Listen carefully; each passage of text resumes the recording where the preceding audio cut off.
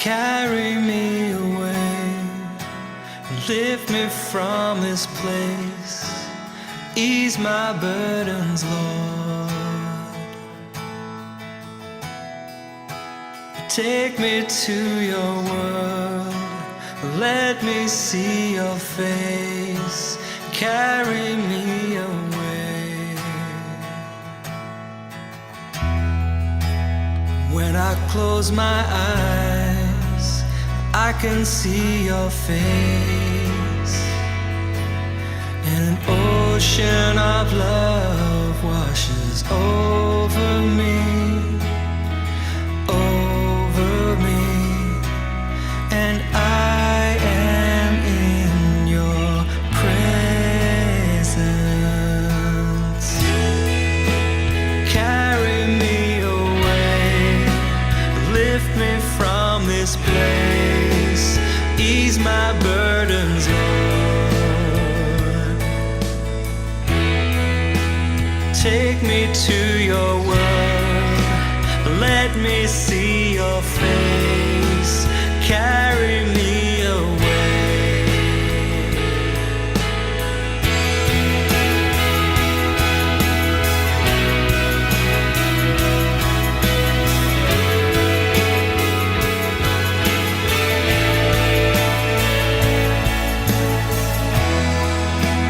When I hear your voice and the power of your word,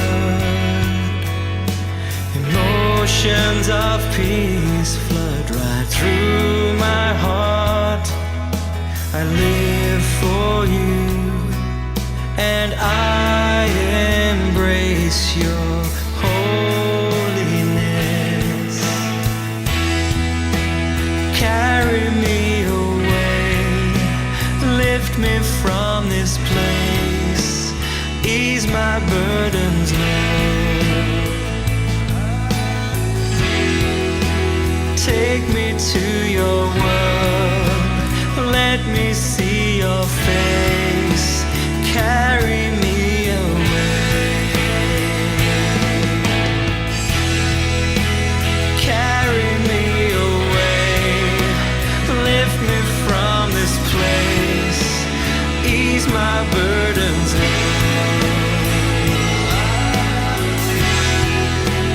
Take me to your world, let me see your face, carry me away.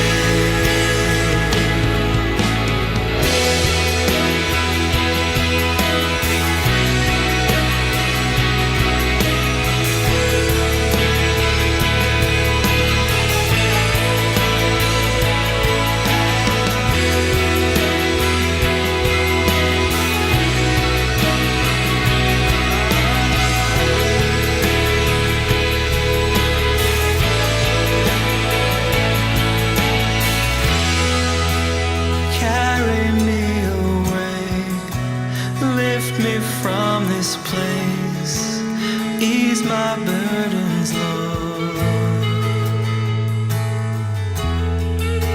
Take me to your world, let me see your face, carry me away. Carry me away, lift me from this place, ease my burdens, Lord. Take me to your world, let me see your face, carry me away.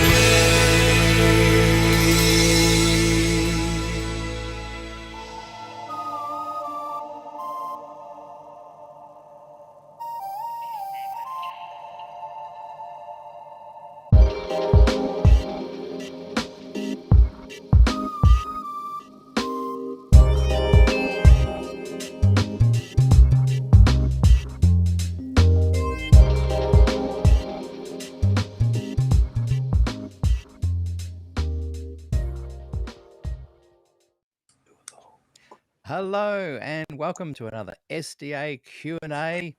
I'm your host for today, Peter Dixon, and my very special guests are John Rosier and Gillian Ford. How are you guys today? We're good. We're very well. And Yes, apologies to those that are watching. We're a little bit late. There seems to often be some kind of technical reason, but we've worked it through and we're up and running live on YouTube and to our Facebook wall, our Facebook group wall as well. So this is part 2, guys, of our covenants discussion that we began a few weeks ago.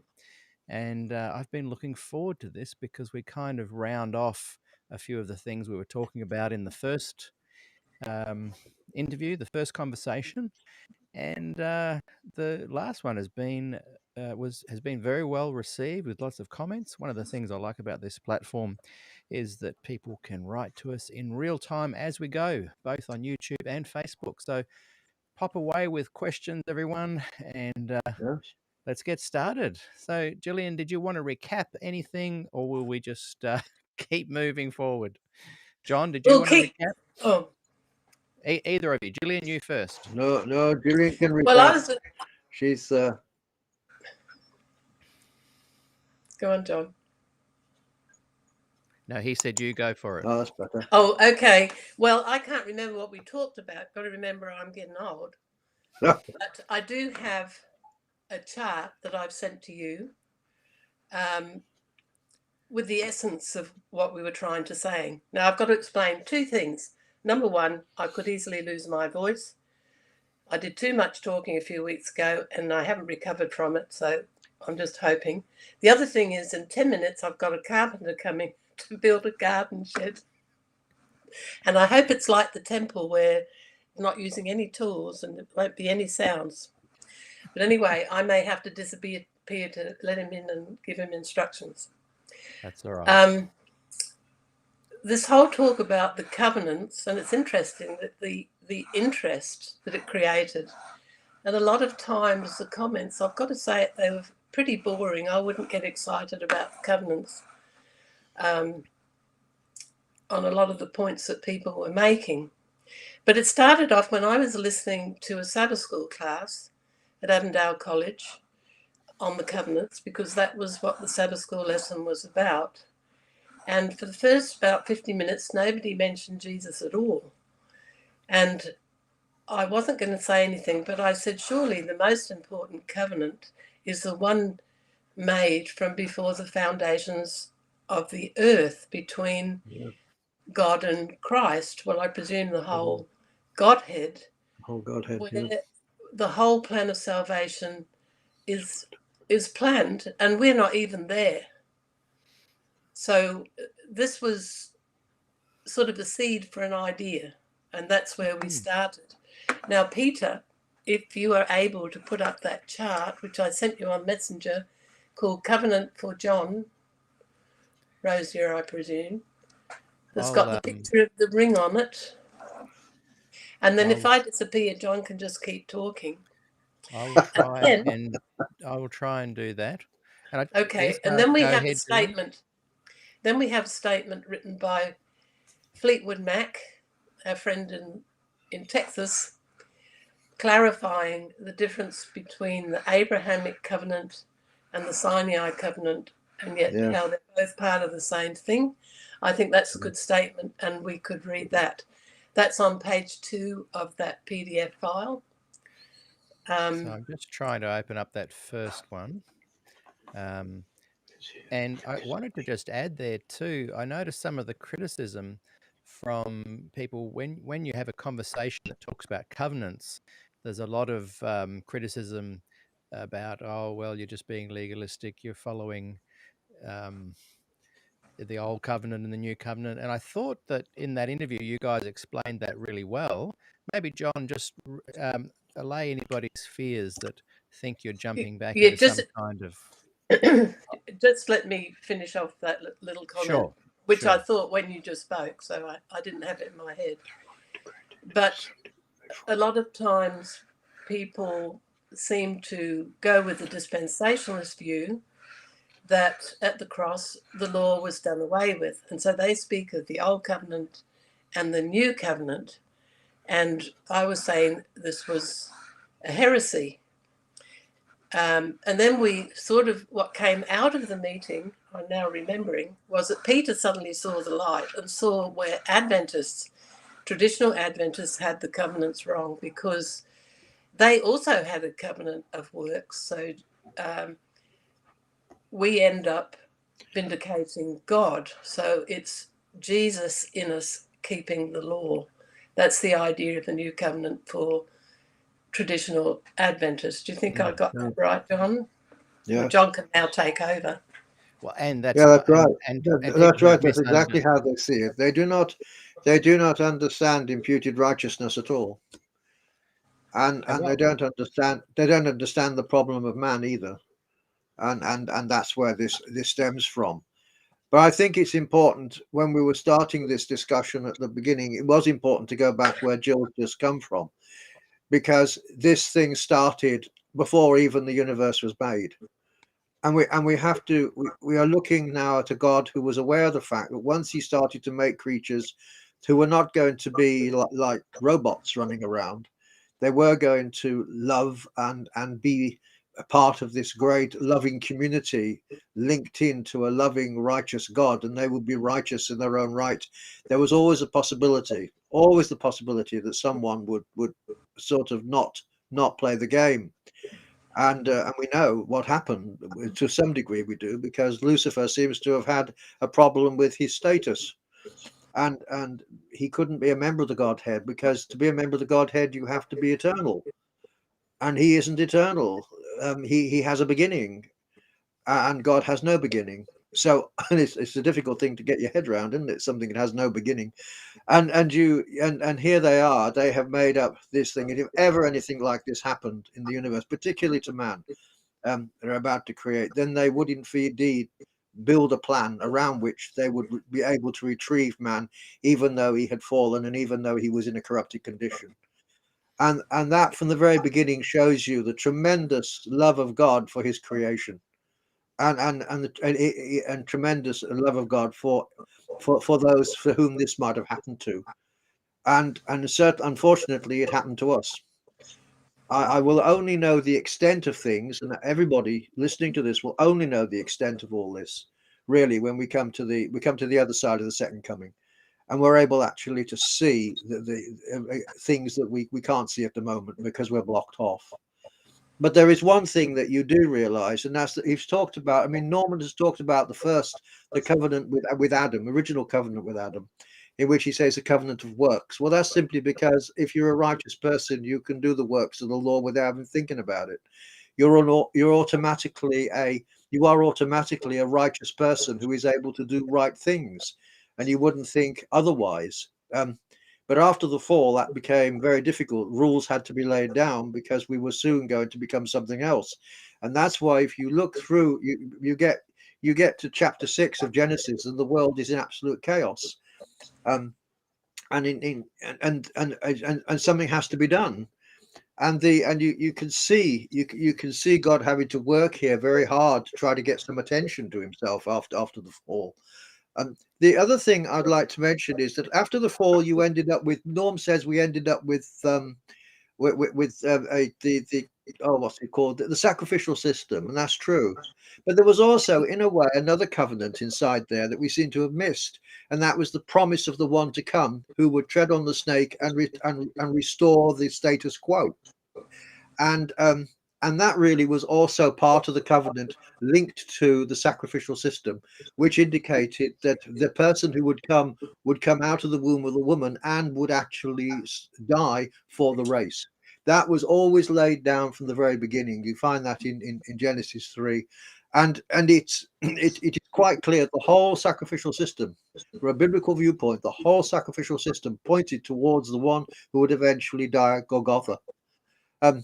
And it's very clear also that when Eve had the woman had her first child, Cain, she actually said sort of, excuse me a minute, this is the man. And of course she thought she'd given birth to a person who was going to restore them.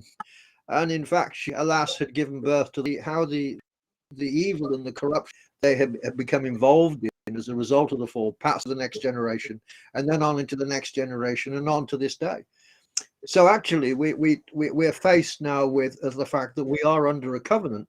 At least we're under a covenant that was way back there thought.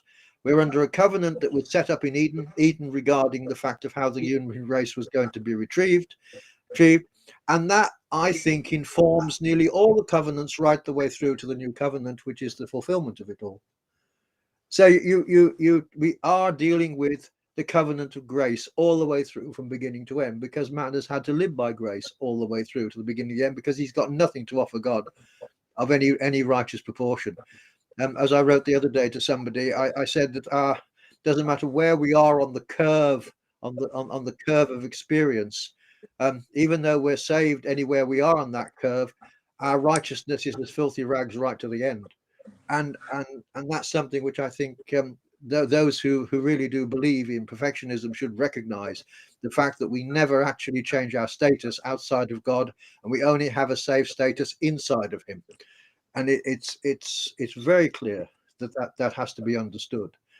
And the whole thing here of putting these various covenants together was to bring people to a God who actually was interested in their salvation, as well as interested in building a line of people down through towards the one who would eventually come to fulfill all this. And that becomes very clear as well. So he's bringing a people to him that must realize, particularly Sinai, they must realize how holy he is. They've spent all these years in occult Egypt, and they have not been, and they have been contaminated by all sorts of ideas, and he has now got to bring them out. He's got to introduce himself. He's got to really make them realize that he means business, and that he is a holy God, and he expects them to be holy. And that's why he lays down so many rules and regulations. And he isn't, he has to do this. As I said, it's like dealing with a child. They're infants. That's what they are. They're spiritual infants. They've hardly got into the nursery school or out of nappies almost. And he's having to tell them, this is how it's going to be. Later on, we find a God who actually doesn't want to do this at all, but this is the only way he can approach people and tell them, if you do this, this, and this, because the land they were going into, and this I think is important for people to realize, the land he was taking them into, which was a Canaanite territory, all the things that the laws say don't do were the things that the Canaanites did do. And it's interesting also that how many times he goes on about Moloch, the god Moloch, which was the Amorite god. Moloch was a brutal god, and kids were killed before Moloch, and the fires of Moloch, and passed before the fires of Moloch. In Deuteronomy, he talks about them must not pass their children before the fires of Moloch. In Leviticus 19, 18 and 20, he goes on about Moloch. This really is an utter abomination before him. This is a holy God who is a God of life, not a God of death. And they must understand that. And so when he set this up, as he does, like as a suzerainty sort of document, here I am your king, because this is a theocracy. This is what you will do. Do you agree to do it? Do you agree to do, whether they could or not, it's a matter. Do you agree that I will be your God and you will be my people? If I am your God and your people, then there are certain things you will do and certain things that you will keep away from. And one of the things that you have to keep away from is all the evil that's going on inside the Canaanite cities and all these places like this. You will be a separate people, what we call a sanctified people, separated people in all this way. So these covenants actually separated them from the surrounding nations in every way, in terms of who they worshipped, in terms of their practice, in terms of their ethics, in terms of their moral perspective, and all that all came together. Yeah. Can I ask Excellent. something? I'll just check it that document will show, and then I'm interested in both of you answering. Why do you think so? Generally speaking, the more fundamental traditional Adventists just wouldn't agree with what you're saying. The progressive liberal Adventist is more open to it and going, oh, okay, there's some penny dropping moments there. The general Christian body, when they hear you talking like this and they hear you say things like under the covenant, they don't listen to the rest of what you're saying. They seem, I'm just going on what the comments have been in the last couple of weeks, both on YouTube and Facebook. They seem to be saying, oh, you're just taking us back to the law. You don't get it. How would you answer those critics? Well, I think half the problem is, and that's that it's like anything with history. People start to talk about history as if people in the past were like us and thought like us. They didn't, and they don't. And I'm afraid God has to take people where they are from and where they are. And he's building a covenant with the people that have been in a particular context, and a very difficult context. And he's having, as I said, to reintroduce himself. And the wonder of it is how patient he is in a way. Although I know people read all these things and they see these draconian sort of stonings, and there's one in there where I think it's where two people, something about two people sleeping together. No, it's not one of the clobber texts. It's one of the other ones where they're good, and he actually says they should be burnt. I mean, we had enough of that in the Middle Ages. Nothing. The fact is, and that's that the holiness of God had to be maintained or understood, unfortunately, within the context of a threat. The ideal thing behind the law is not that I don't do it because I'll get punished, but I don't want to do it. I have no desire to do it. That is true lawfulness. That's what the spirit of the law is love. And if you love your neighbor, then you do not want to do certain things to him or her. If you love God, you will honor God. And one of the things I was thinking about today about the whole Decalogue and about all these laws, because I was looking them up earlier on, is that not only is it laws of love, but also this. If you think about it, the whole of the Decalogue is about the problem of theft. That's what it is. It's the problem of theft. And you worship other gods and you're thieving from God.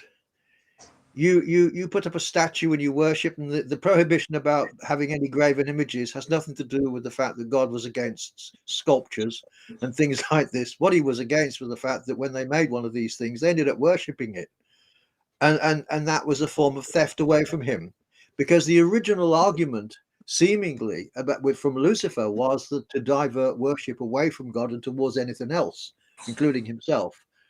Now here you have a law that starts off with, I am the God who brought you out of Egypt. In other words, I'm establishing who I am. Remember, when he spoke to Moses, he started with, I am the God of Abraham, Isaac, and Jacob.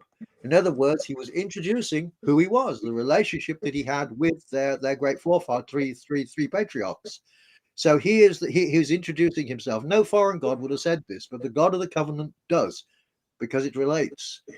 Now, it doesn't matter in all this. The fact is, and that's that God has a people who are sinful, who are fallen, like all the human race is, and he is attempting to get them into a position where eventually he can prepare them for the great moment in history, which is the arrival of the Logos made flesh.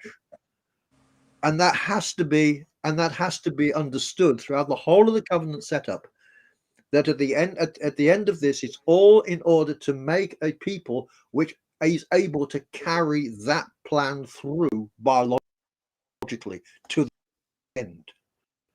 And that's important in the Bible, because the child must come out of the womb of a woman, but it can't be any child. It has to be also a child who is a conception of conceived by the Holy Spirit. He's a conception of the Holy Spirit. He must be a sinless child in order to be able to reestablish and retrieve a sinful race. And this is what this is all about. It really is. This is what this is. So if he's laying down the law of love, laws as anything, there are the laws of love. They're laws of love, because it's in one place in chapter 19 of Leviticus, it actually says, because it goes on, not abusing a deaf person because he can't hear. You think you can say anything to him, which is true. But what you have done is to rob him of his humanity. You've robbed him of his humanity in the sense that abusing him, you are taking advantage of his disability. That is not love. That is cruelty. That is something else. It says that you shouldn't put something in front of a blind man so he falls over, so you get pleasure out of seeing him falling over. That is not love either. That is again being disrespectful to somebody who is originally made in the image of God. That is all these are kinds of thefts of a person as a result of what you do to them. If you thieve from someone, you're taking things away from them. But the interesting thing about theft is it comes in many forms. Adultery is a form of theft. Not paying somebody when you should have done is a form of theft. He talks about that they're not to withhold the wages till the next day. They're to pay them on the day. It's a very and it does work against all the practices of daily life today. It goes against all, if our economies were run on the rules that were laid down in Leviticus, people would have far less to complain about. But it isn't. It's run, and these rules were laid down because he knows exactly what human beings are like. This is what human beings do. You end up all the way through this, and also you don't stand up in a court and tell a pack of lies. You don't perjure yourself, because you could end up with someone being either fined or even killed because of your words. Therefore, effectively, you are disrespecting the person and disrespecting truth. And when you come down to the last one, it's doing with covetousness, because the basis of the rebellion to start with was covetousness. Covetousness becomes the underpinning one that holds the whole thing, as it were, together in this respect. Whereby, if you are covetous, then ultimately you will become jealous of people. If you become jealous of people, you commit murder, theft, and all manner of things in order to do that. So these laws are incredibly comprehensive around what natural man does and has through his history done. So they really stand against us in this respect. We've never been able to do them, by the way. And when we come to Jesus's look at this, it's even worse, because although he takes, Norton talks about, he takes the first six, the last six, which is true, he does. But one of the things, when you look at that passage where he's talking, that they ask him that question, what is the greatest commandment? He does not begin with the you will love your neighbor as yourself. What he begins with is the Shema. It's the Shema. It's Hear, O Israel, God is one. Love the Lord your God with all your heart, your being, etc. In other words, if you get the relationship right with God, then all the rest follows. That's what he's actually saying. And the fact is, therefore, you will, if you really believe that God is creator, if you really believe that God is significant because he keeps you alive, if you really understand this, then you will also treat your fellow men with the same respect that you treat God. If you have no respect for God, then you'll do what they do in China, wipe people out, or in Soviet Russia, or elsewhere where they're just nothing. This cannot happen inside a covenant relationship, because within a covenant relationship, God is so respected, so worshipped, so held, so understood, that it folds out in the way in which people respect each other. And that's the reason why the rules were laid down in how to plant food, in where and how far to go over your vineyards. You only do it once. To leave the gleanings for the poor to come in and take it, to make sure that everybody is fed and no one could starve. All this, it's radical stuff when you come to think about it. It's incredibly radical if you think of the times when this stuff was written. And when a cow strayed onto your patch from another neighbor, you didn't quick go and get your branding iron and brand it and say it's mine. You had to take it back to the person in order to make sure that his property was properly returned to him.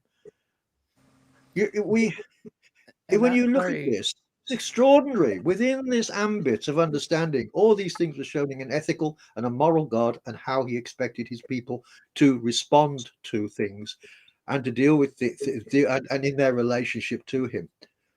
And are you saying that what we live in now, what we live under now, a certain covenant still, but the difference is, and maybe always has been, that they aren't salvational issues. Yeah, they're not salvational issues. They're ways to live and that maybe that's where the misunderstanding is from those who are The thing is, suggesting that you're still Peter, living that under the covenant, under the old covenant. In fact, can yeah, we go well, to the question that Jill asked on our on the document she sent through, because I think it's covering what I'm asking, and we'll give you a chance to answer to that. I'll just check, Gillian. Tell me if you can see this opening up. And maybe Gillian, if you can see that, if you can just read that. And perhaps go into the first couple of questions there for John, and then I'll bring it back out of the screen. Well, I've got my copy. I can't read that one. It's too small. But so Norm speaks in Article 2 about God's new covenant with Israel. Is he speaking here of the Abrahamic covenant or the Mosaic covenant with the nation of Israel?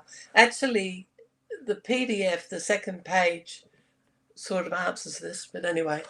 Okay. And what Norman said, so in the red type, I've typed out what I'm just Norman trying to make it a bit said. bigger so that our viewers can see it as well.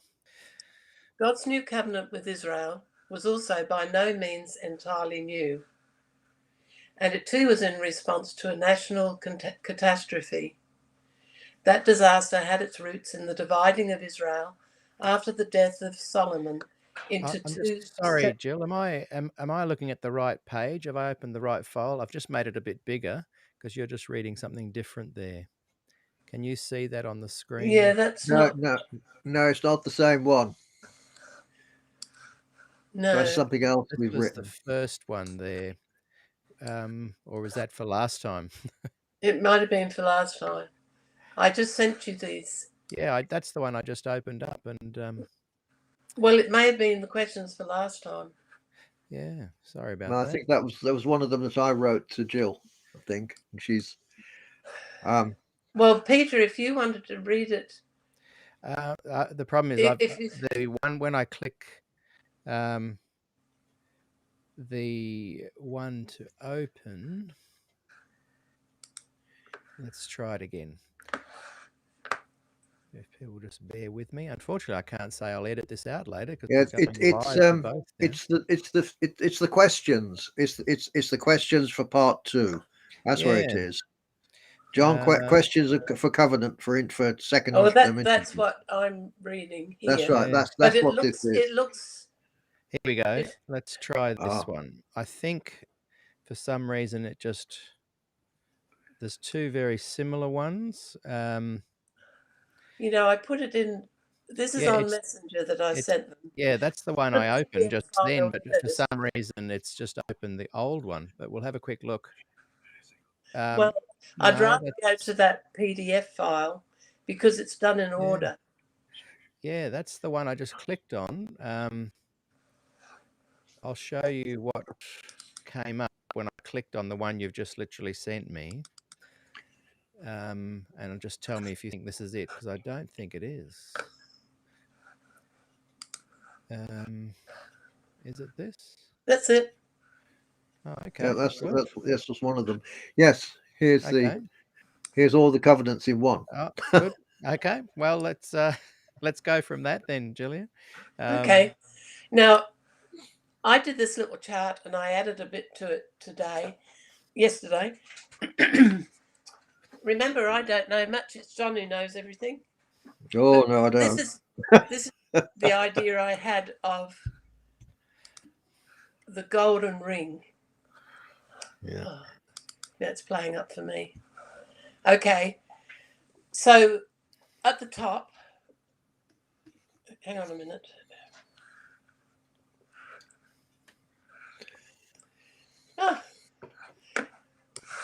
Just hang on. Yeah, Sorry. You started the covenant with Christ.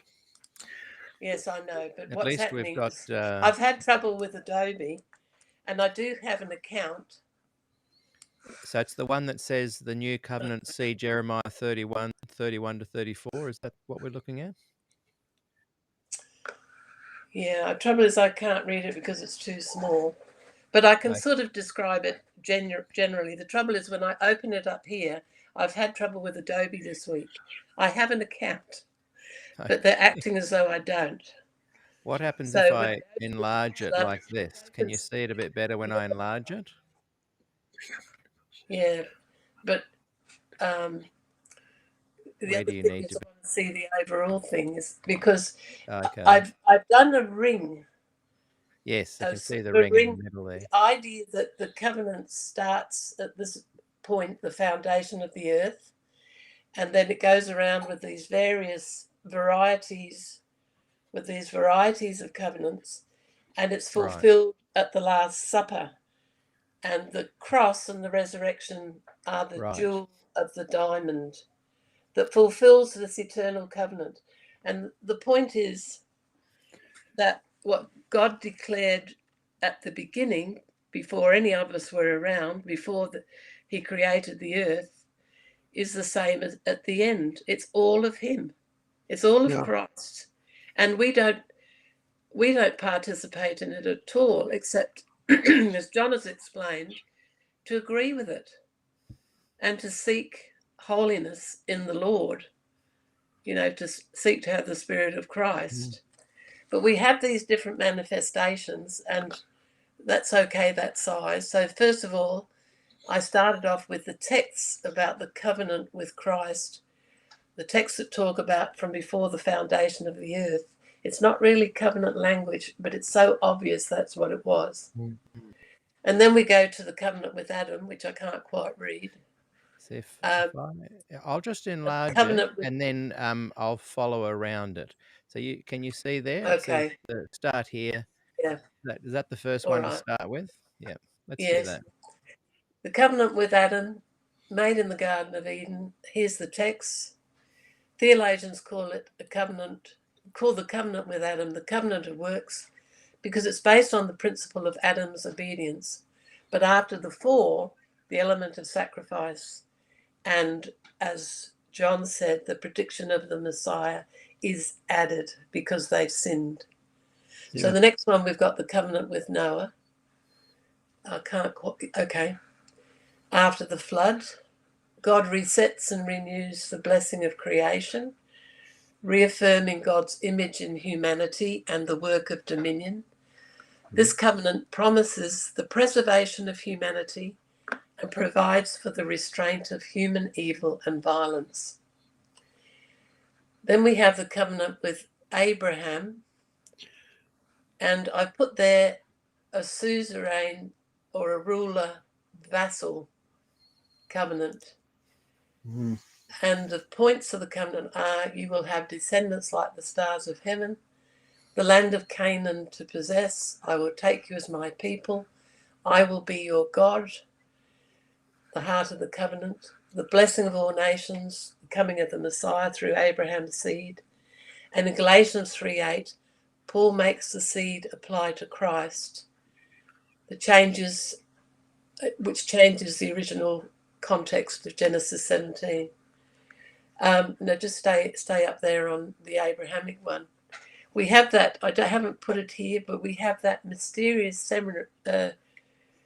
ceremony, which is mentioned on the next page, so I can leave it till then, of the smoking pot traveling between the cut pieces of the sacrifice. And Fleetwood points out that in this happening, Abraham is asleep. So this is why this is a suzerain type of covenant. It's all of God with a response from man, but God makes all the promises. So it's typical of that type of covenant. Okay, we can now go to the next one. I hope that's clear. John will clear it up anyway. So the covenant with Moses, John said last time, it's like a marriage. So you've got two, well, in biblical terms, it's the male and the female, and they don't become equal until the New Testament. But anyway, this is a different type of a covenant. But as Fleetwood points out, they're really part of the same the same thing. So if you're talking about two covenants, here's two covenants, the Abrahamic and the Moses covenant. Is basically God renews the covenant that he had with Moses, gave the Jews the 10 Commandments, a set of rules by which they should live. Okay, and the next one, we go down to his covenant with David. This is the promise of the Messiah. God promises a descendant of David to reign over the throne, over the people of God. David is the king through whom God would secure the promises of land, descendants, and blessing. And this covenant becomes the basis of the hope of a Messiah. Now, if I've got this wrong, John, you can straighten me out. And then we're going over to the left. I said, if I've got it wrong, you can straighten me out. Oh, I'm quite sure you haven't. So we're going right over to the left. Further across? Yes, and up a bit to the Last Supper, which is applying, with covenants, they had a meal. And here we have the Last Supper. And Jesus is preparing the Jewish Passover, applying the elements of the meal, the bread and the wine, to explain what he would accomplish on the cross, transforming it into a remembrance of his life and death. He took the bread and the wine. He showed how they symbolized his sacrifice on the cross. Matthew, and gives the text. The bread represented his body that would be broken. The wine was a picture of his blood that would be shed for the forgiveness of sins. So here we end up on the circle. We start off with God and Christ deciding on the plan of redemption. And at the Lord's Supper, excellent, Jesus explains the fulfillment. He is the Messiah. He's offering us salvation. Now, I'm not sure that I need to read the passages down the left. I think I've said enough on that one. This is in the Make yellow a there. comment on that, John, before we go on the next page. No, that was all right. That is excellent. Abraham was indeed, and he waited nearly all day and half the night for something to happen. And normally in a suzerainty setup, the person who is your suzerain, your liege lord, as it were, walks through first, and then you follow. In this case, only God in the fire flame came through the pieces and between the pieces, which indicated that this whole covenant was with God. It was all put together by God, and it was, as it were, validated by God. It wasn't validated by his vassal, as it were, agreeing or doing anything. His vassal, and that indicates that the whole of this salvation business, the whole covenant and out of it coming salvation, pointing out, is all of God. It has nothing to do with man. And God swore by himself over these things as well. So he was putting his seal on it based on his character. His righteousness was being put onto this. So actually, this idea that, we had a covenant made with Abraham is not, in some respects, it's not quite true. Abraham was offered a covenant which he accepted, and within that acceptance, all these things were given to him that would happen, including his seed would, as it were, multiply, and that the world would actually gain benefit from what he was doing. And it also comes out of there as the idea that he believed God, and particularly over the promise of what was to be Isaac. He believed God, and it was accounted to him for righteousness. So ultimately, all the way through this is the notion of righteousness by faith as well, which Paul picks up on in Galatians and Romans, because he uses the example of Abraham here to show that what he's writing down is not sort of just radical new stuff. It actually has its root in Scripture, all the way through, from beginning to end. So the way in which we are seen before God is exactly the same as the way in which Abraham was seen before God, as a person who has been declared righteous on the grounds of faith, and who has therefore accepted what was done for him, and accepted what God intended him to do, and the people to do, and his progeny to do. And which will be go in and take the land and start moving towards the objective of this whole line of covenants and what the object was. So from the very beginning, it's always God who makes the move. I mean, if God hadn't made the move, they'd have still been in Egypt. It is always divine movement on the grounds of something. And in the case of I mean, if in chapter 2 of Exodus, it talks about the fact that God remembered his covenant with Abraham, Isaac, and Jacob, and was concerned about Israel. And you can see that God actually, once he seals one of these covenants with us, his name is on it, and he carries it out to the letter. Even with the ups and downs, he still carries it out and fulfills it. So we do have a very determined God that we worship. Very determined indeed. And will we go to the second page there? Or did you want to Yes. comment, Gillian, on the yellow bits? I might make a bit of a comment. I mean, we would expect, being as human beings, we'll come across this in Norman's questions, the shocking situation after King David with the failure of the covenant and the desperate situation. We'd expect that human beings would make big mistakes, and one is antinomianism and the other one is legalism. And we've sort of got an illustration here. I mentioned to you that when I was about 18 and studying to become an Adventist, I met this very godly Plymouth Brethren man, and he told me this stuff about 2 dispensations and the throwing out of the law, and it was a big reason I thought, no, that's not right. I can't see, if the law could have been done away with, Jesus needn't come. At least it never made any sense to me, because I felt as though if you believe that, then the whole moral and physical nature of the universe, which runs so tight on law. I mean, look at physics. There may be chaos in there, but even that is ordered. And I can understand the law is done away with, I mean, in the sense of salvation, but I can't understand it full stop. And the other thing is about the traditional Adventists who are legalistic. The others to me are antinomian.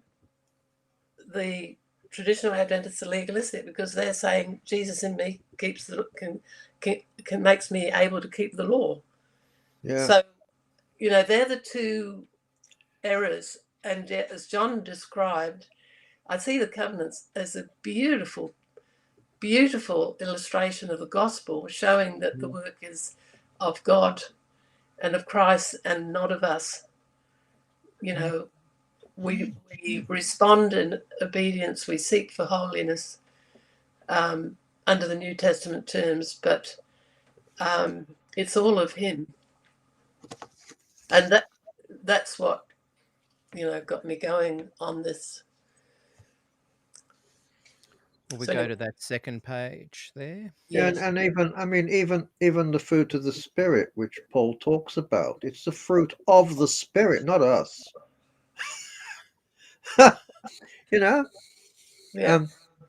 It's all the way through. It is what God does and how God reacts and deals with things, and he's trying to deal with a fallen race.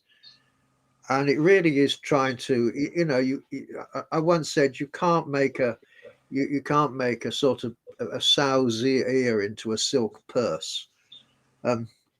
But that's exactly what he did in a way, by declaring that although we're a sow's ear, we're actually seen as a silk purse. And that, I think, is remarkable. And that principle runs all the way through the Old Testament. Into the New. It runs all the way through. How do we stand before God? and we always stand in faith, seen as if we haven't even fallen. And that and that was, you know, and I find that absolutely astonishing. I really do. What about the aspects of the law that I think people drill into, like the stoning and those kind of things? How are we teasing apart? You're kind of saying, here's the covenant. It was done that way for a certain time. We don't stone Yeah, people anymore, but we need to still honor that that was there for a reason. It was an important reason at that time. So we still keep honoring that. And now it's changed to a different kind of covenant. I think I remember Des saying that they actually rarely stone people. Yeah, It's okay. interesting that they stoned I yeah, don't mean the Stephen. yeah, stoning as an example, perhaps. I'm just meaning yeah. there are Yeah, parts of the old covenant that we but don't. but there was mercy. Yeah. Yeah, but it's interesting that they stoned Stephen, who preached the gospel. It's always the gospel people who are in the Stone. fire. Yeah, justice and mercy, justice and mercy are very clear in the Old Testament. One of the great things that some of the later prophets were complaining about was the lack of mercy, the lack of justice, the treading down of people. Um, you know, the selling of the poor for a pair of sandals and all the rest of it. Taking a man's cloak in pledge and then not giving him back at night because that's what he slept in. Taking a person's wine in pledge of a debt and then you drink the wine. You weren't allowed to do that. It's you know, I mean, all the way through this, you get the view of an ethical God, yet you also get the view that man actually was unable to keep any of these ethics, and he still isn't. And when you get to, so ultimately, there's no point in anybody appealing to the law as a protection of themselves, because the only thing the law can do is actually to say to you, well, you never kept it, you never did those things. You say, well, you know, in human, let me put it this way to you, in human law we have a difference, don't we? A person is guilty or not guilty according to what they've done. In divine law, that's not true. In divine law, it's how you think, it's how you feel, is how you are. It may not come to anything, but the fact that you felt it, the fact that you thought it, the fact you've done it brings you into direct conflict with the righteousness of God. And that's the point. And that's one of the reasons why when Jesus said, you know, he who looks on a woman and thinks an adulterous thought is actually guilty of adultery with that woman, although he's probably never done anything, will never do anything with her, he's still guilty of it. If you take that principle right the way across, everything that we do and everything that we think and everything that we feel as human beings, you realize how impossible this is to fulfill this law within the mean of I suppose the spirit of it and what it's meant to be. And that's why if a person really wishes to be a law-keeping performer, then he better make sure that every thought is in place, every feeling is in place, and he also must be born sinless to start with, by the way.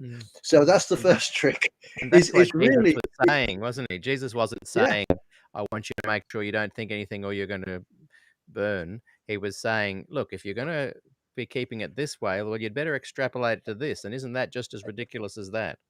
yeah, it's impossible. And Yeah. the Sermon on the Mount really is very frightening to read when you come to think of it. It's because once he started to expound on certainly the last six, it's the six parts of the law really that he said about, and about it. It is frightening when you begin to look at it, and you ask the question, well, can anybody be saved at all? And the answer is no, except through what he did.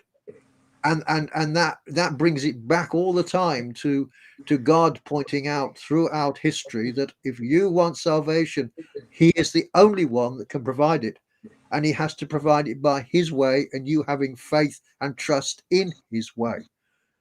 And that does lead to change of habit. It does do that. The Spirit does do that. But you know, it's like peeling an orange, or trying to find the end of the atom. Every time you move into one part of the atom, you find there's something else underneath it, and then something else underneath it. We're so corrupt right down to our DNA and our marrow-bone jelly that really and truthfully, I'm surprised he keeps me alive. I should have been dust years ago. I can tell you that now. Now I'm absolutely astonished that he keeps John Rosier breathing. And yet this is the sort of God he is, and he really does want us there. He really does want everybody on that new earth, but they must look not. They must not use their religiosity and all this to compete with what happened at the cross. That is a no-no. And that's really what Paul was all about. Paul was furious with the Galatians because they were doing something which competed with the cross. And in doing that, they were undermining the all-sufficiency of the salvation that was brought by Jesus and gained by Jesus by his death. And that really was the issue at the center of all this. And this is what we do. I'm afraid a lot of religious people do this, and they don't probably even know they're doing it. It's very interesting, really, to really look at this, because you know, most Christians that I keep meeting, they're saying, well, if you're a Christian, you should be able to do this, and this, and this. And then you say the question, well, how about believing in Jesus for a start? Yeah. Let's get back to well, I've got a story. I don't know whether I should tell it, but I'm going to. Just as an example of, you know, doing away with the law. After Glacier View, Bob Rinsmead invited Des to speak with him, I think over near Andrews.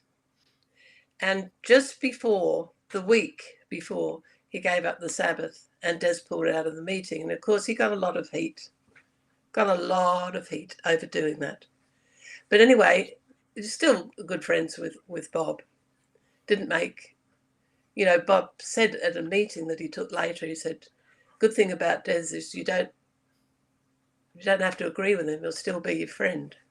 Yeah. But anyway, we had another meeting with the Good News men. I know Smuts was there. I think Noel Mason was there. I can't remember Calvin Edwards. And Bob Rinsmead was there. Paxton was there. And Jack Swain was there. So, you know. And it took place at St. Helena. Now, I don't know when this was, but I'd say it was in the 80s, 1983, 84. Not sure. But anyway, when we got there, Paxton was very loquacious. He's gone now. He won't mind me saying this, I'm sure. But he was also very labile, almost weeping. Paxton was. Yes. And I spoke to Smuts about it, and he laughed and he said, he's drunk.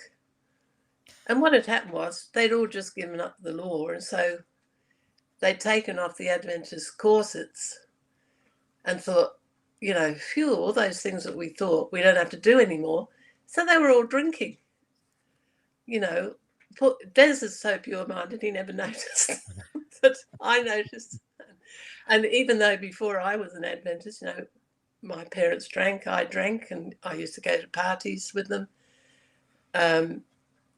But I didn't recognise it. But Smuts, you see, was the son of two alcoholics. So he picked it up immediately. And this, unfortunately, you know, is sort of the attitude. And aren't people thinking, you know, Paxton had 3 brothers. He told me this. I mean, it's a long time ago that he told me, but I'm pretty sure I'm right. The other 3 were alcoholics, and one of them died from alcoholism. So don't you think there's a case for Christians not using alcohol just because of what it does to alcoholics, what it does to their families, all the domestic violence, etc. So that's the story. So anyway, we could look at the next page.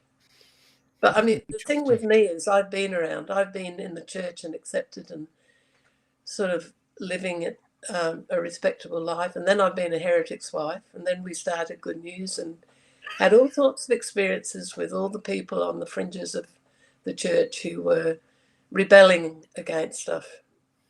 So, anyway, I don't know if that's helpful to anybody. Interesting story. Yeah. And you're saying, I guess, that the covenants point to that kind of discipline in life. Well, Not necessarily mentioning that you shouldn't you drink. throw out in the law. Bob was saying, and I never got to actually ask him, but I remember back then he was saying it was more than doing away with the law as a means of salvation. It was completely doing away with it. That's the argument that I think doesn't make any sense. So, anyway. Yes, liberation in Christ is not becoming a libertine. Yes. Yeah. That's the point. We are told by Paul to be sober-minded, not drunk to our eyeballs. Otherwise, it becomes, in the end, an abuse of grace. But I mean, that story, I've known other people the same thing. The first thing they do is go out and start drinking. Yeah. What a shame. Anyway, let's read. So Fleetwood Mac wrote this, and I thought I started highlighting it. In the end, I would have highlighted it. For those watching, Fleetwood Mac, it's a nickname. It's not the band. The band. Our friend Mike. The band didn't write this. The Fleetwood Mac band. He's the person who hosts one of Des's sites for He's got videos. a very good YouTube channel, hasn't he? We might put a link into that, or if someone watching might be able to put a link in the comments so people can go and check out Fleetwood's great work there. Okay, and Fleetwood he's very knowledgeable. I mean, he worked for Bob Brinsmead. He went into the ministry. He was a student at CLC in 1980. He was there at the time of Glacier View, and he's extremely knowledgeable. So this is what he wrote, and see if it helps. Mm-hmm. The Torah gives record of two ceremonial events of covenants being agreed to. One, Genesis 15, renewed in 17, that's Abraham, and Exodus 20, renewed in Deuteronomy and Joshua, that's Moses. Paul argues the covenant made at Mount Sinai did not negate the prior one made with Abraham. The one before the foundation of the earth between Father and Son and the new covenant agree in principle with the Abrahamic. It was based on better promises. It is the Torah basis for the new or renewed covenant. God swore by his name that he would accomplish everything necessary to fulfill the promise made to Abraham through his promised seed. While he prepared the sacrifices as God prescribed, Abraham still had no participatory role in the actual... Sorry, I'm just going back. That's all right. Ceremony. When it took place, it was only as an observer while in a prophetic sleep. Traditionally, in this type of covenant, both parties would pass between the halves of the sacrificial animals making pledges, the greater party and then the lesser party. But in this case, only the pot of fire representing God passes between the sacrifices while God makes the only pledge. Abraham does not pass between them, makes no corresponding promise. Abraham believes and is counted righteous by faith, setting up the basis of the new covenant. And he says John Rosier is right about the covenant at Mount Sinai being patterned after a wedding covenant, but this one between Abraham and God had a similar pattern to those between a suzerain king or ruler and vassal under ruler, as was the normal practice. However, the recorded ceremony with Abraham differs. One moment. Here we go. From the norm and is wholly promissory on God's part. Those who maintain the old covenant, Mount Sinai, Mosaic, was a failure, do not understand how the Abrahamic proceeds and establishes how the later will be fulfilled through the promise. Jesus does not come to destroy the least stroke or dot, but comes to fulfill. He fulfills it as God's promise to Abraham. He also fulfills it as Israel's pledge to God at Sinai. Just as Sinai was preceded by God's deliverance by Passover, so the renewed covenant would occur after the true Passover deliverance through the promised seed. The law at Sinai was first spoken and then written by God's finger on tables of stone for endurance. It's referred to as God's testimony. First he declaimed it, then he wrote it indelibly. Only when seen as part of the plan from eternity does one see the mystery, as Paul did, how God would act within the framework of what he revealed in Scripture. The love for the law comes as one sees the fruit of Christ, who fulfills the Father's will. His obedience to the point of a shameful death becoming sin itself after a lifelong resistance to the evil snare. Willingness to taste death. I've got to go just in a minute. Becoming sin itself after a lifelong resistance to the evil snare. Willingness to taste death. Can you read the rest of that, Peter, and then John comment, and I'll be back. Sure. Willingness to taste death, then rest in the tomb over Sabbath, bringing forth new creation for all who believe in the work he accomplished. The parallels between Mount Sinai and Pentecost are perfect timing, as his death at the time of evening sacrifice being the Passover lamb. The covenants are intertwined. The standard revealed in God's testimony remains. Higher than the highest human thought is God's ideal for his people. The measure is by God's accomplishments. He has established his righteousness, which we have by faith. Thoughts, John? Yes. And what I was thinking about the Passover meal. I mean, the Passover itself, when they came to actually the Passover moment, they were told to take a lamb, roast it. They were to eat it with bitter herbs, clothes ready to go. They were to also put the blood on the lintel and down the posts of the side and the door, which is where the names of the gods would be in a pagan world. That's where they put them, indicating which gods they worshipped and who they were protected by. So they were protected by the blood of the lamb. And when judgment came over, it missed Israel completely because it was protected by the blood of the lamb. So a judgment was made in its favor, and it escaped from Egypt. When we come round, and this has been kept by Jews all the way down to this day. But I once had a leaflet, those series of leaflets from Jews for Jesus, and they came to this moment because they're all Christian Jews, of course. And what was interesting in this, and it's something that Gilbert picks up in one of his books, because Gilbert was a Jew who became an Adventist, was that when they did this, they had 3 loaves in front of them, bread in front of them. And they took the middle one and they broke it, and it was sent away to be put into, part of it was sent away to be put into a cupboard. And at the end of the ceremony, it was retrieved. Now, although the gospel writers do not, as it were, tell us this, the assumption is that anybody reading this who was a Jew would know what was going on. They concentrate upon Jesus picking up what would have been, I think, the 3rd or 4th cup, and saying, "This is the blood of the." But he also had in his hand something of this bread that was the middle one that was taken. And it's interesting, isn't it, that God is seen as a triune Godhead, and yet you have 3 loaves in front of you, but it's the middle one that's torn up. It's the middle one that is broken. And so the whole symbolism here that Jesus was talking about was interesting, that he was indeed the fulfillment of the Passover truth. All the symbols of the Passover and all that they were doing there it comes together in what he would do at Golgotha. And as the cup represented his blood and the broken bread represented his body, so ultimately the way in which Israel was saved out of Egypt, so the world will be saved out of the present situation that it is inside this spiritual Egypt called the world.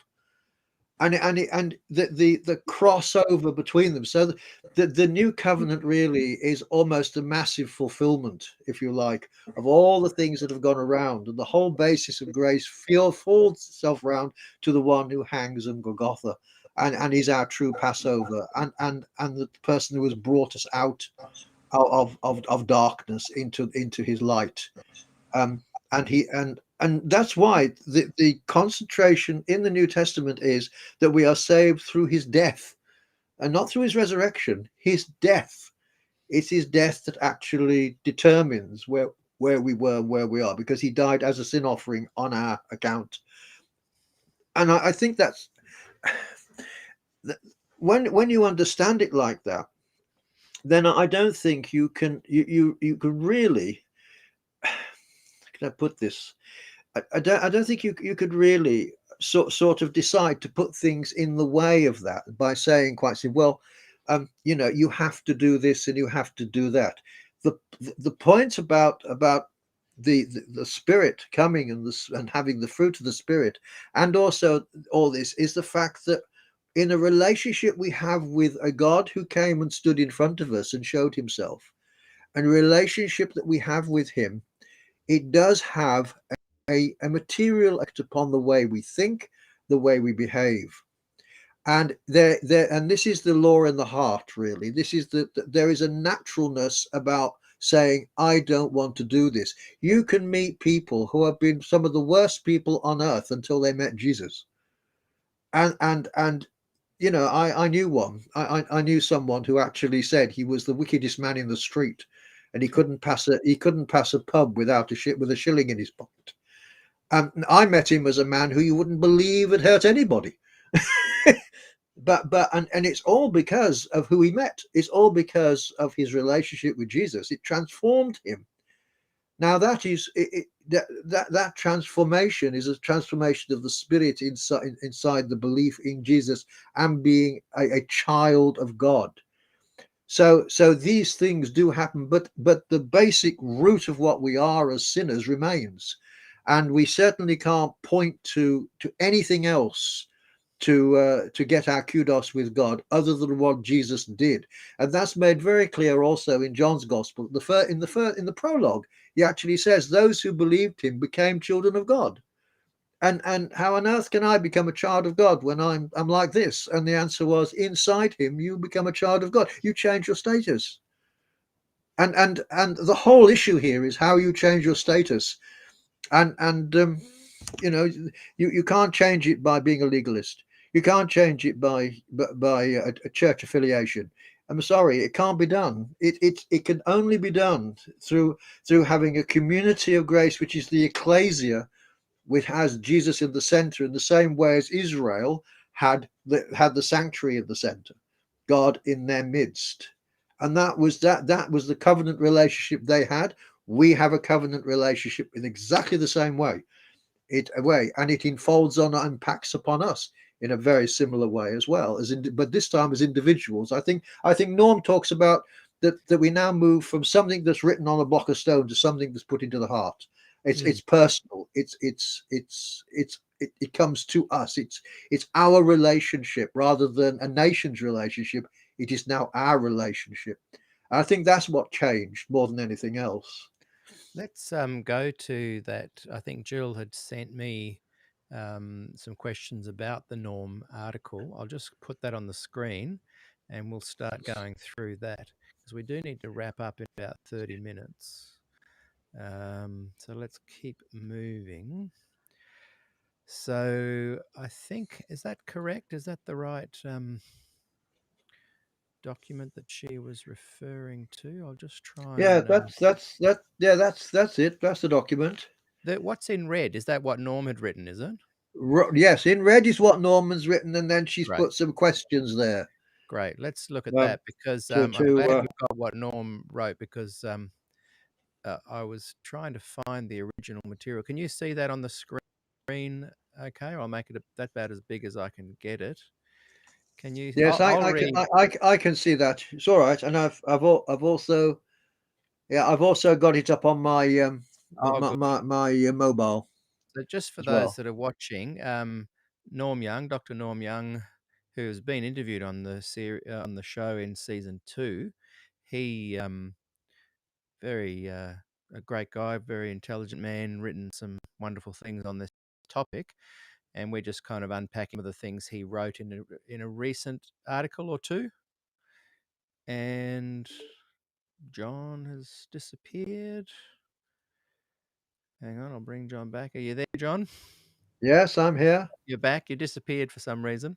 Oh, So I'll read out what yeah. Jill You has read asked what I said. Everyone can in hear you. one, and Gillian's back as well. Oh, Julian's back. So Here we we're are. just getting onto the articles of that Norm had written. In red excerpts from that article, and I'll just read the question there that Gillian has asked for John to answer.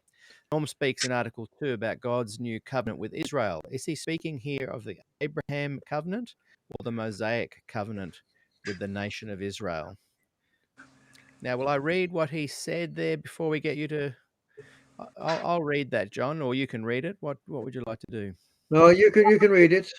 I'll I'm read quite that, and happy for somebody else to read we'll it. get your thoughts on that answer. God's new covenant with Israel was also by no means entirely new, and it was in response to a national catastrophe.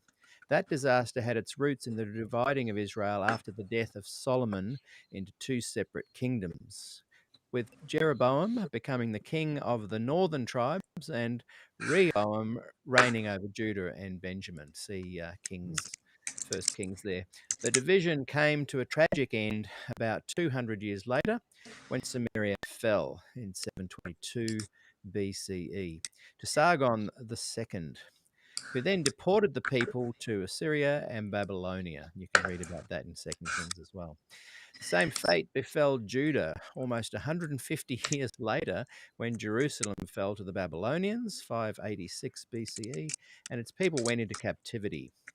So Judah went into exile out of its land, and the land that God had promised Abraham as a possession of his descendants forever. Furthermore, the tangible evidence of God's special relationship with Israel, the temple. I will place my dwelling in your midst, and I shall not abhor you. And I will walk among you, and will be your God, and you shall be my people. That whole thing was in ruins. Possibly the worst humiliation of all was the apparent failure of the covenant promise to David. Your house and your kingdom will continue before me for all time, and your throne will be secure forever. The Babylonian captivity saw the denigration of the final kings of Judah. Jehoiakim was probably assassinated and buried in shame. Jehoiakim lived out his days at the table of a Babylonian king, eating food from a royal pagan kitchen. And Zedekiah, having watched the Babylonians butcher his sons, then had his eyes poked out. Lovely. Blinded and wretched, he died in prison. God's promises of Israel's possessing the land forever, being his people without end, and having an everlasting Davidic kingdom seemed to have ended in despair. Now, Gillian, the question there is relating to what I've just read, isn't it? In Article Yes. 2, God's new covenant with Israel. Is he speaking here of the Abrahamic covenant or the Mosaic covenant with the nation of Israel? John? If you feel you've answered it, feel free to pass over. Just touch on it so we keep it in order there on our program. Yeah, well, of course, what they did, they broke the Sinaitic covenant. They certainly broke the Decalogue, because by the time they reached this point where it was destroyed, they were worshipping Moloch. They were actually putting their children to the fires of Moloch down in Ben Hinnom Valley, and they were worshipping Baal, and they were also worshipping creatures which they'd drawn inside the sanctuary. And they were worshipping the sun, and they were worshipping Tammuz, who was a spring goddess, a Syrian spring goddess. So what you can see is, and that's that all the things that was laid down in Leviticus and Deuteronomy for them not to do, they actually did. And in the process, of course, they robbed God of his proper worship. they became syncretic in their spiritual thinking, and the result was that the entire moral order of Israel broke down. It completely broke down. Jeremiah could not get them to turn. None of the prophets really could get them to turn. The north was even worse. I mean, the north just vanished into paganism beyond belief after what happened with Jezebel, and in the end the Assyrians swept them away, and then came Judah was in exactly the same position, and eventually the Babylonians came. And it's interesting that the book of Daniel actually starts with the first attack on Jerusalem, because there were three. And he says God handed Jerusalem over to Nebuchadnezzar. It's almost, you can have it. And in the end, you find when you come to those passages in Ezekiel, particularly a sort of 9, 10, 11, where he actually sees in vision all these things going on, and then you see the Shekinah leaving the temple, leaving the city to its own cesspit. And yet he's already marked out the faithful. All the remnant faithful inside the city have already been done with a mark. So in fact, there are people in there who are, as it were, in deep distress over the way in which the city has gone in the paganism. These people are, as it were, part of the remnant of the faithful inside a city that has completely gone, as it were, rotten to the point of irretrievability. And it is a breaking then of both covenants, because the covenant that was given to Abraham for the people is a covenant of grace, and a covenant through which the Messiah would eventually come. And here were a people doing something that actually was imperiling the whole project. That's what was happening. And they weren't living by grace at all. They were effectively becoming Canaanites. That's what they were doing. And they were, and their kids were worshipping all sorts of things. And although we have mooncakes at parties and all the rest of it, and it talks about their mooncakes, but these mooncakes were offered to these gods. So you have to understand how the plan was betrayed by Israel. How all these laws that were laid down, do not do this, do not do that, because this is what the nations do. This is what these people do. All that, they copied them all. The Jews were great copiers, and they actually did. They did copy it, and in the end, in Jeremiah, it talks about Ben Hinnom being the valley of blood, because that's where they were sacrificing their children in front of Baal. It's just and Moloch, and it's a shocking, appalling testimony. And you can see also something else here, how much this got betrayed, because when Jeremiah told them that the reason the city had fallen and the reason all this had happened was because they denied the living God of the covenant, the people turned to him and said, no, it wasn't. It was because we didn't worship all these other gods hard enough. And that shows you the spiritual betrayal, total spiritual and physical and moral betrayal of the people of the covenant. They were no longer a people of the covenant. And so this temple went because it was become defiled. The city went because it had become defiled. And if you like, it was given a Sabbath rest. That's what it did. 70 years, a Sabbath rest. Eventually, it was brought back and restored, but not before the whole Jubilee. When the people were finally taken out in that date of 586, they wouldn't return till 536, which is 50 years later. They were returned as a whole Jubilee. They were returned in, and then the whole thing was to be set up again and try again. And this time we will try it in people's hearts and get them to understand at a different level of understanding what that God is holy, and all the way through this, God is holy. He must be respected, and going after Baal is no way of treating God. So they were breaking everything from top to bottom. That's the great tragedy. And these two covenants that interlocked each other in many respects were actually all being broken down by the time we come to the middle of the 6th century, and in the 7th and the 6th century. We really were in serious trouble. Now, can we go on to the next question there? And this may be the last one we've got time to do today. So this might become a 3-parter instead of a 2-parter. I understand we can't get together next week, but are we possibly able to get together the following week?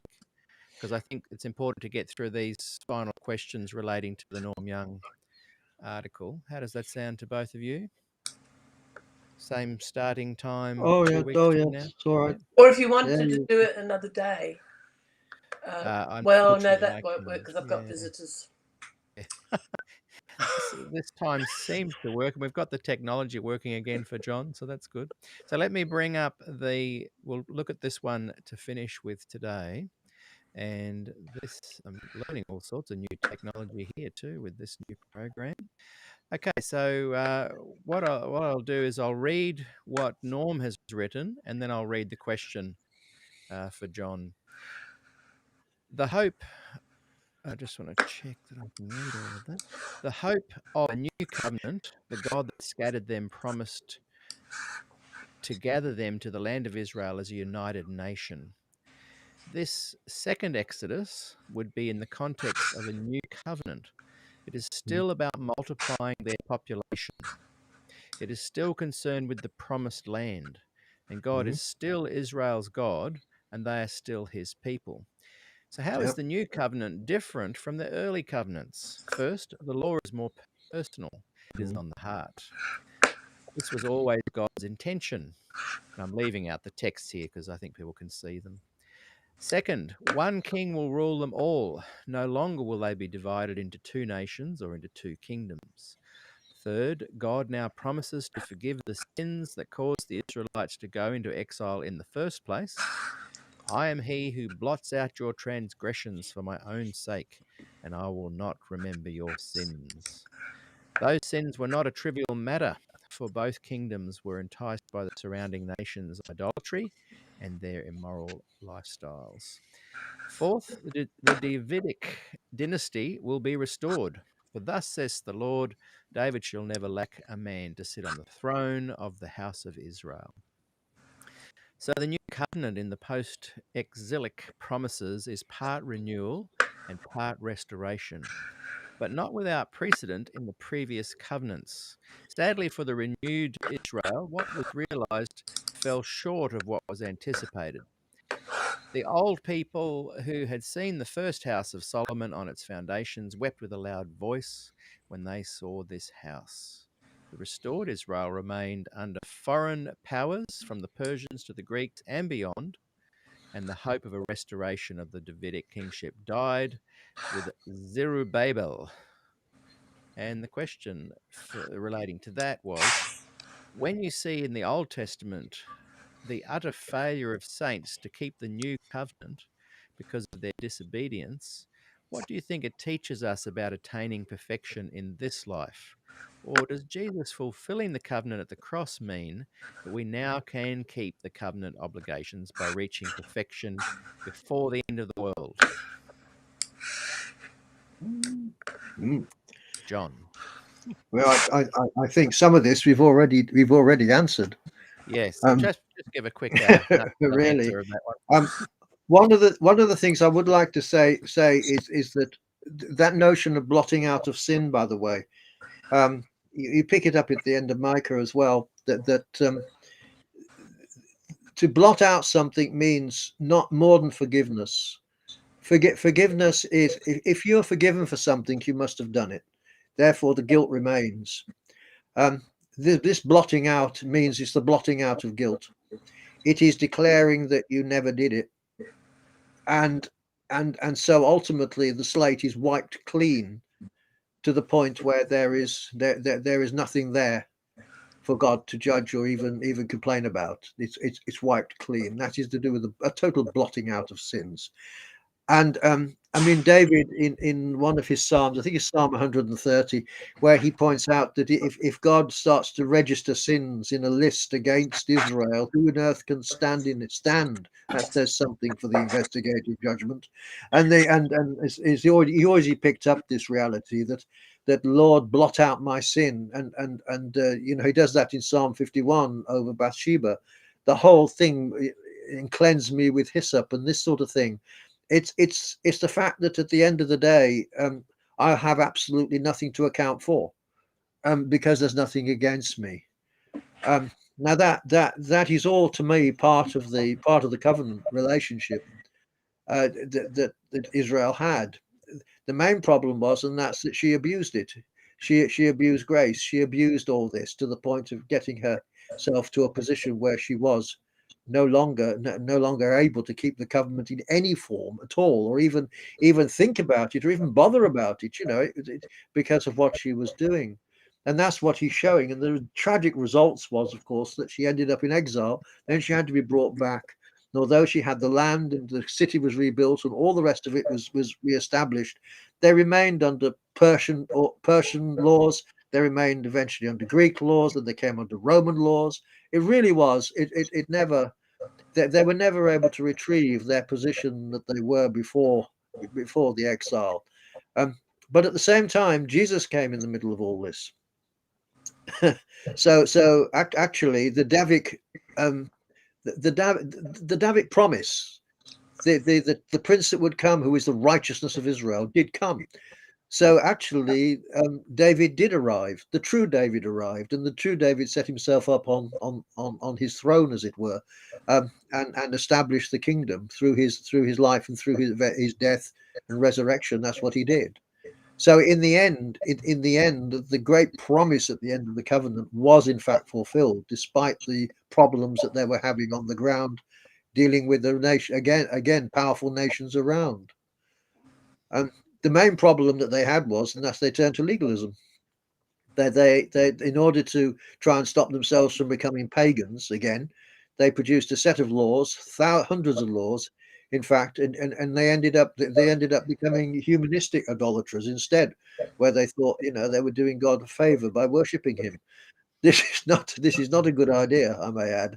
It really isn't. And that's why Jesus, when he looked at the Pharisee over against the publican or the tax collector, the Pharisee gave God a list of reasons why he should really be favored.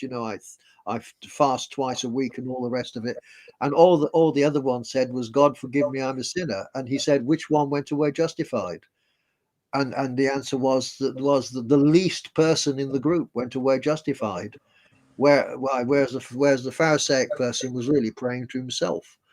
So that's how Israel eventually got. So when Jesus arrives on the scene and he starts to preach and he says all these things are fulfilled in your ear and all the rest of it, eventually we get to a point where people actually reject him, because he was thrown out of the synagogue when he said that.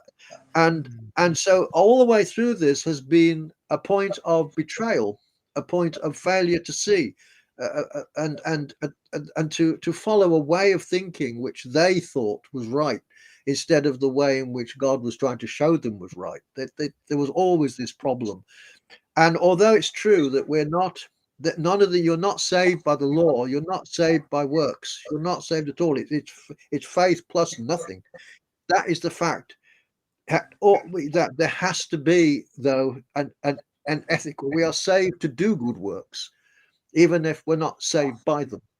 And I think sometimes in the end what happens is, and that's that we start to put the stress on the good works and forget the other. Or we start to think that, well, I tell you what, if we do this and this and this and this, we can actually improve ourselves before God to the point where he will accept us. This is what Pelagius did. Pelagius, in his Theodicy or Theodicy, he had this idea of a curve. You went up to the top of the curve, and eventually you got to a point where God would accept you, and you would come away from sinfulness. And he clashed, of course, with Augustine of Hippo over this. Augustine of Hippo said it's impossible, and really, when you look at the English Church, it is to some degree still a Pelagianistic church.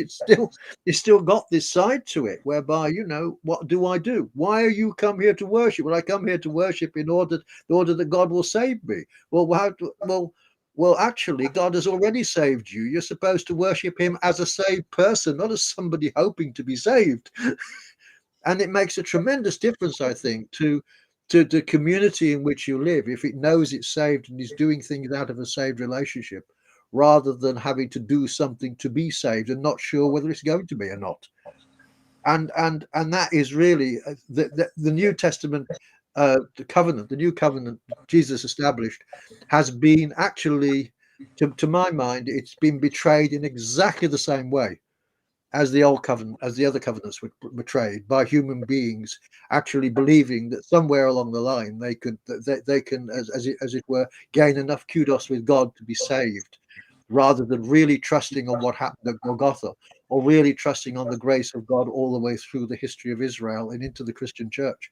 And that's the problem. The Christian church actually through most of its history has actually denied the gospel. The gospel disappeared. As Des used to say, the gospel disappears through your fingers like liquid mercury, and it's the first thing to go. So even the gospel that existed in the Old Testament disappeared. It's an extraordinary fact that within the covenants lies this grace provision, and it vanishes.